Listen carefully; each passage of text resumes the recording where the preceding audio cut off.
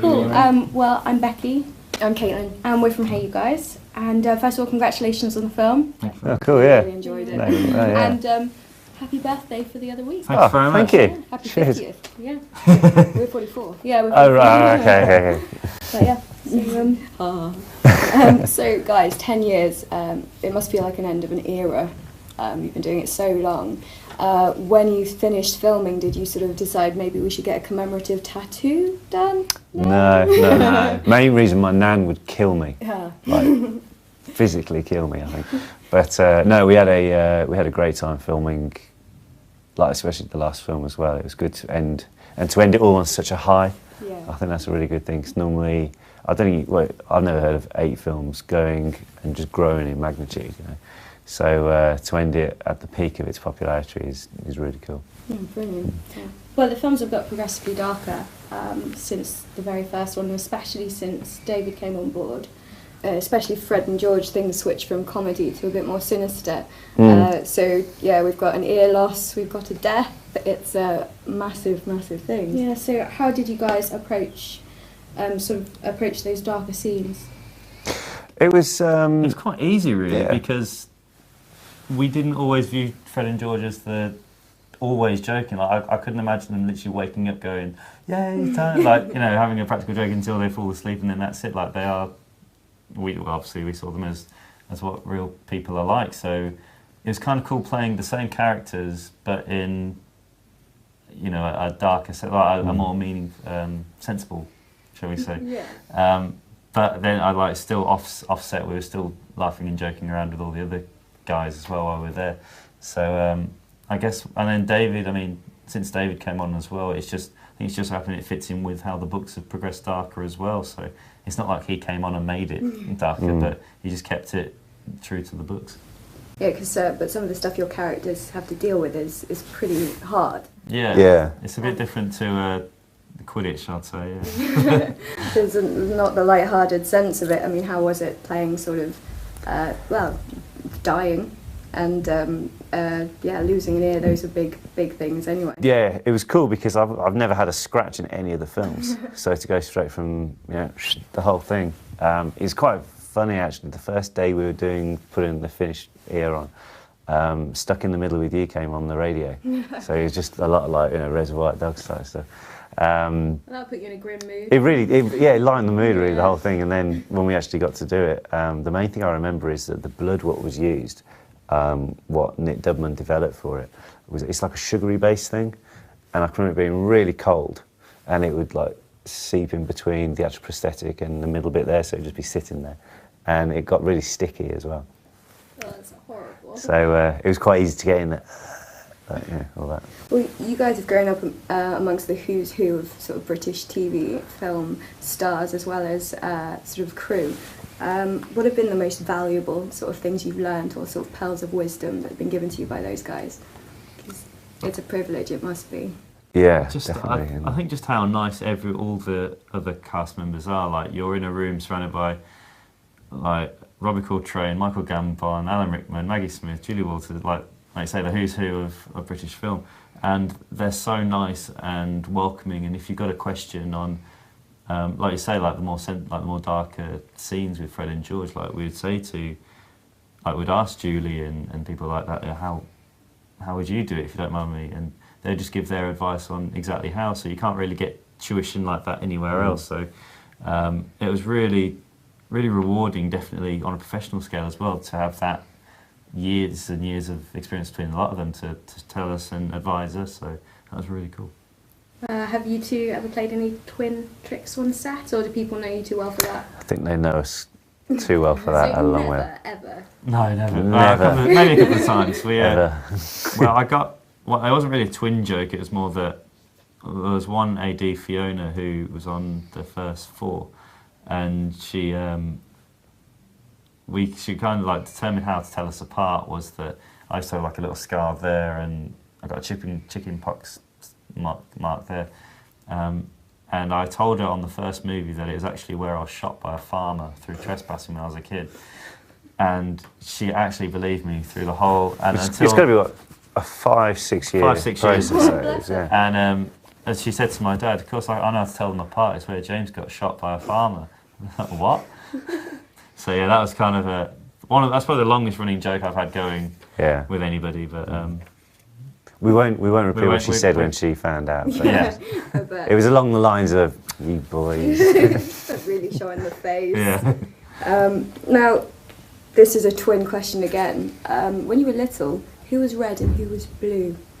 I was always in blue. Yeah, same. Actually, I was always green. Actually, Green, aren't you? Green. olive green for Oliver. Yeah, Olive green. Yes. Always just I was always red and I was always blue. You were always blue. Yeah. There's always two colours. Yeah, exactly, And do you get this all the time? Because we do. So there's always got to be an evil twin. Caitlin's the evil twin. Which one of you would be the evil twin?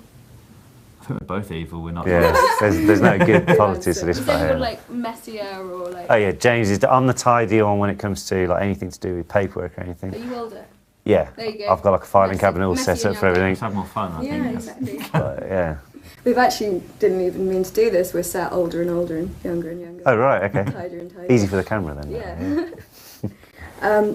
Well, there are some amazing special effects in the Deathly Hallows.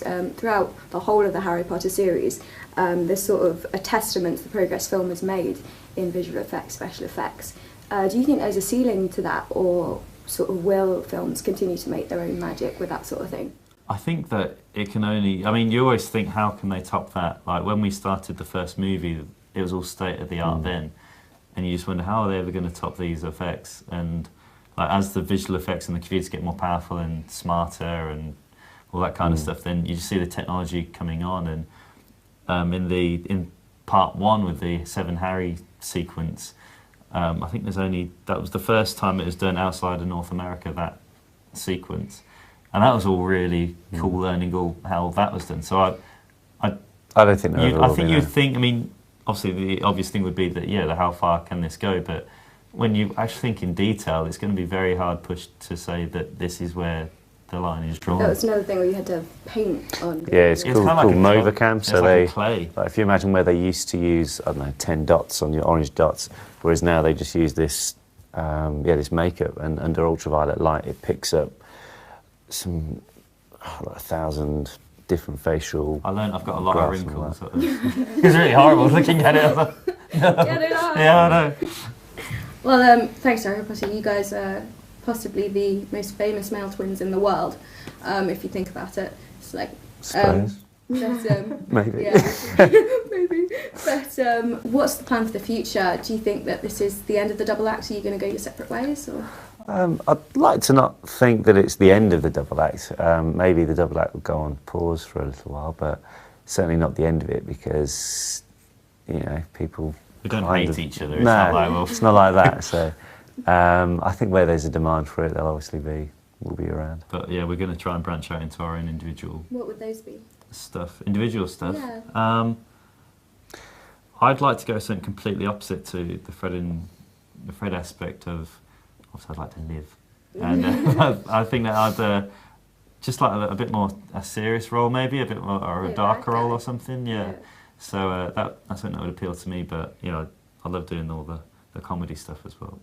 Would you guys consider theatre outside of like the film and TV stuff? Because I know others have.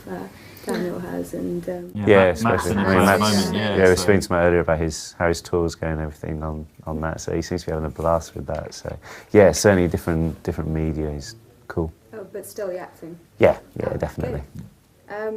We know you two are big sports fans, supporting rival Birmingham teams. And Matt was saying to Matthew Lewis was saying to Becca earlier that he wanted to thank Oliver. Oh no, you're gonna say. Yeah. Poor Barry Banan. Yeah. Yeah, he was really pleased about it. Yeah, I can see why. But on the topic of sport, if you could choose your from the cast, Right.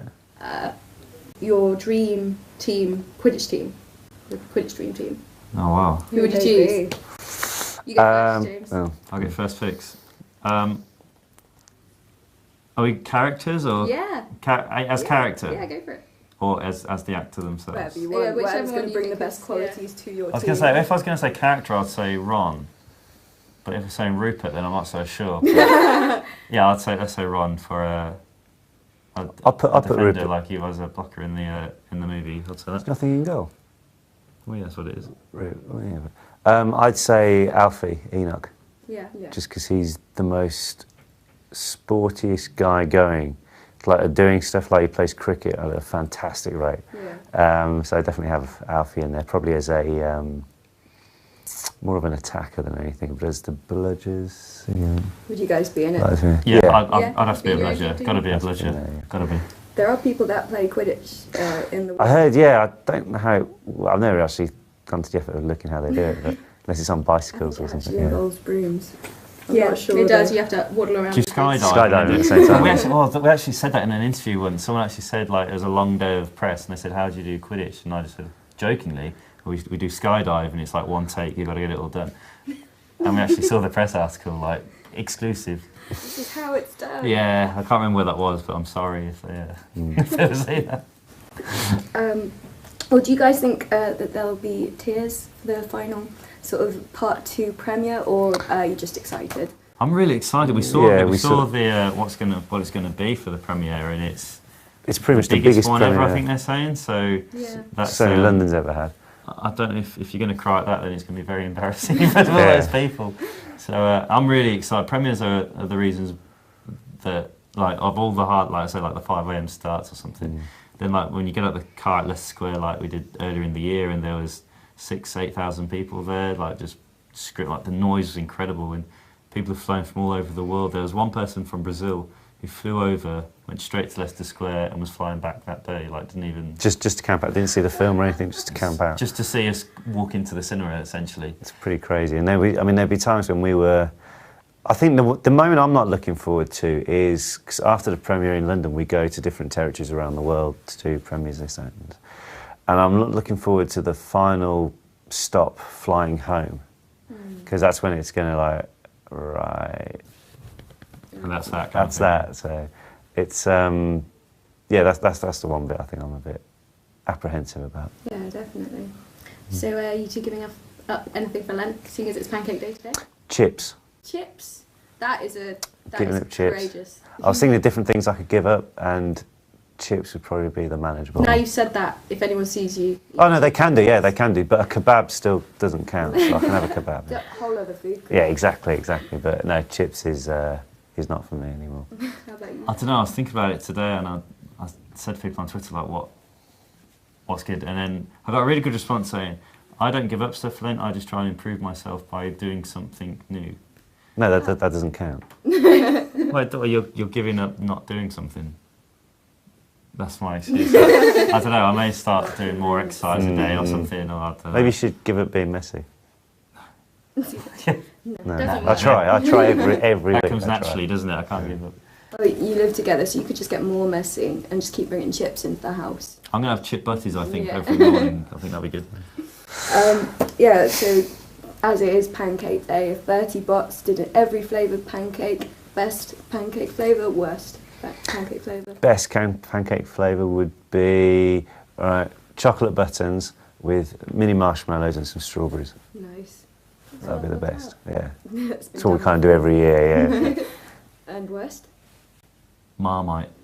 Oh no. He like this. Oh, John! Yeah, you see. Yeah, So you love Marmite, yeah. and you I hate Marmite. Hate it. He actually leaves the jar open in the kitchen just to stink it out. Last question: What were your dream jobs before the dream job? What did you think about doing before acting?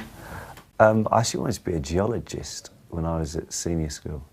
Well, even when we were when I was about 14. Yeah, it was a fireman before that, and then I just really enjoyed geography. Still do. So, yeah, as a geologist, but a few of my mates did it, and I don't think it's quite the dream job that they thought it was. I did it. Yeah. It's Yeah. Or even, I mean, human geography may be a bit more interesting. Maybe. I had no idea, to be honest with you. I had no idea what I was going to do. A lot of my friends are chippies now, like carpenters and everything, and they're pretty good, who I did the same school like lessons with and everything. So maybe something like that, I guess. Yeah. Yeah, but I wouldn't say dream job, I'm not sure. An astronaut, I guess, would be the dream job, but yeah. Well, thanks so much, and congratulations on the movie, and we can't wait for the second instalment. Thank you very much. Hope you enjoy it. Thanks, guys.